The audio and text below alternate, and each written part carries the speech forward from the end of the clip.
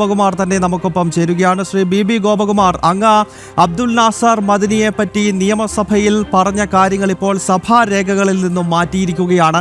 140 MLA-മാർ മുൻപ് മദനിക്ക് വേണ്ടി ഒപ്പിട്ട കാര്യം ഉൾപ്പെടെയാണല്ലോ താങ്കൾ സഭയുടെ ഓർമ്മയിലേക്ക് ഒരിക്കൽ കൂടി കൊണ്ടുവന്നത്. അപ്പോൾ ആ രേഖ താങ്കളെപ്പോലും അറിയിക്കാതെ സഭാരേഖകളിൽ നിന്നും വെട്ടിയെന്നാണ് മനസ്സിലാക്കാൻ സാധിക്കുന്നത്. എങ്ങനെ പ്രതികരിക്കുന്നു?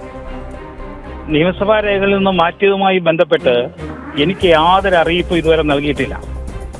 നിയമസഭാ രേഖയിൽ നിന്ന് മാറ്റണമെങ്കിൽ നിയമസഭയിൽ തന്നെ അതുമായി ബന്ധപ്പെട്ട വിഷയം ഉന്നയിക്കേണ്ടതായിരുന്നു. ആ സമയത്ത് അപ്പോൾ സഭയിലുണ്ടായിരുന്ന ഒരംഗവും എന്റെ പരാമർശത്തെ സംബന്ധിച്ച് ഒരു വിയോജന കുറിപ്പും പറഞ്ഞിട്ടില്ല. പുറത്തു നിന്നുള്ള ഒരാൾക്ക് നിയമസഭാ നടപടിക്രമങ്ങൾ മാറ്റുന്നതുമായി ബന്ധപ്പെട്ട് ഒരു നിവേദനവും കൊടുക്കാൻ നിയമപരമായി കഴിയില്ല. പിന്നെ എനിക്ക് യാതൊരു വിധമായ ഔദ്യോഗിക അറിയിപ്പും നിയമസഭാ സെക്രട്ടറിയിൽ നിന്ന് ലഭിച്ചിട്ടുമില്ല മാറ്റിയതുമായി ബന്ധപ്പെട്ട്. സ്വാഭാവികമായും ഇത് ചട്ടവിരുദ്ധം തന്നെയാണ്.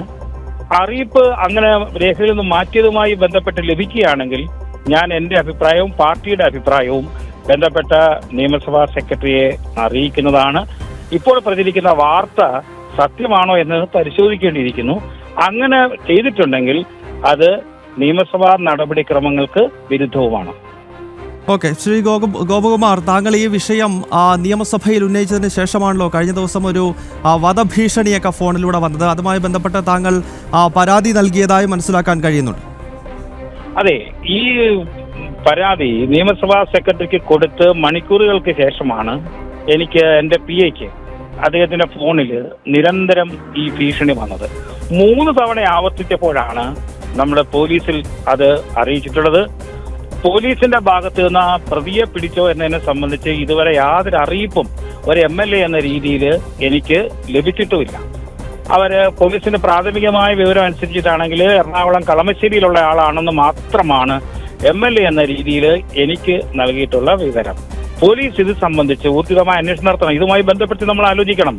നിയമസഭാ രേഖകളിൽ നിന്ന് ഇത് നീക്കം ചെയ്യണമെന്ന് നിയമസഭാ സെക്രട്ടറിക്ക് പരാതി കൊടുത്ത് മണിക്കൂറുകൾക്ക് എന്റെ ഫോണിലേക്ക്, എന്റെ PA-യുടെ ഫോണിലേക്ക് ഈ ഭീഷണി സന്ദേശം തുടർച്ചയായിട്ട് വരിക 3 തവണ വന്നതിന് ശേഷമാണ് നമ്മൾ പോലീസ് നിയമ നടപടിയിലേക്ക് പോയിട്ടുള്ളത്. ഇത് ഗൗരവതരമായ ഒരു അന്വേഷണം നടക്കുന്നുണ്ടോ എന്നുള്ള കാര്യത്തിൽ ഇപ്പോൾ സംശയമുണ്ട്. ആരാണ് പ്രതി, ആ പ്രതികൾക്ക് പിന്നിൽ ആരൊക്കെയാണ് എന്നതിനെ സംബന്ധിച്ച് വ്യക്തമായ ഒരു തെളിവ് ലഭിക്കത്തക്ക രീതിയിലുള്ള അന്വേഷണമാണ് പോലീസിന്റെ ഭാഗത്തു നിന്നും ഉണ്ടാവേണ്ടത്. ഈ സംഭവവുമായി ബന്ധപ്പെട്ട് നോക്കുമ്പോൾ അതാണ് നമ്മൾ ചിന്തിക്കേണ്ടത്. ശ്രീ ഗോപകുമാർ, നമുക്കറിയാമല്ലോ ഈ കോയമ്പത്തൂർ സ്ഫോടന കേസ്, അതിനുശേഷം ബംഗളൂരു സ്ഫോടന കേസിലൊക്കെ പ്രതി ചേർക്കപ്പെട്ട ഒരു കൊടും ഭീകരനാണല്ലോ അബ്ദുൽ നാസർ മദനി. അപ്പോൾ ഇയാളെ പുറത്തേക്ക് വിടുന്നത് അപകടകരമാണ് എന്ന നിരീക്ഷണം രാജ്യത്തിന്റെ പരമോന്നത നീതിപീഠം പോലും നടത്തിയിട്ടുള്ളതാണ്. അപ്പോൾ അങ്ങനെയുള്ള ഒരു ഭീകരന് വേണ്ടി ഈ രീതിയിൽ കേരള നിയമസഭയിൽ വീണ്ടും പ്രവർത്തനങ്ങൾ നടക്കുന്നു എന്നതിനെ അങ്ങ് എങ്ങനെയാണ് നോക്കിക്കാണുന്നത്? ഇത് ഗൗരവകരമായ രാജ്യസുരക്ഷയ്ക്ക് ഭീഷണി ഉയർത്തുന്നതാണ്. ഒരു നിയമസഭ ഇത് നടക്കുക, അത് ബന്ധപ്പെട്ട കൃത്യമായി അത് ഉന്നയിക്കപ്പെട്ട ഒരു നിയമസഭാ സാമാജികനോട് അതിനോട് വിശദീകരണം ചോദിക്കേണ്ടതാണെന്നാണ് ഞാൻ മനസ്സിലാക്കുന്നത്. അത് ഞാൻ ഇപ്പോഴും എടുത്തു പറയുന്നു. നിയമസഭാ രേഖയിൽ നിന്ന് എൻ്റെ പരാമർശം മാറ്റിയതുമായി ബന്ധപ്പെട്ട് ഒരറിയിപ്പും എനിക്കിതുവരെ ലഭിച്ചിട്ടില്ല. അതുകൊണ്ട് തന്നെ അങ്ങനെ നീക്കം ചെയ്തിട്ടുണ്ടെങ്കിൽ അത് അടുത്ത നിയമസഭാ സെക്ഷനിൽ നമ്മളത് ഉന്നയിക്കുന്നതാണ്. ഉന്നയിച്ച് ബന്ധപ്പെട്ട സെക്രട്ടറിയിൽ നിന്നോ ബാക്കി വിശദീകരണം തേടാൻ നമ്മൾ ശ്രമവും നടത്തുന്നതാണ്. ഓക്കെ, വളരെ നന്ദി ശ്രീ ബി ഗോപകുമാർ ഈ ഘട്ടത്തിൽ പ്രതികരിച്ചതിന്.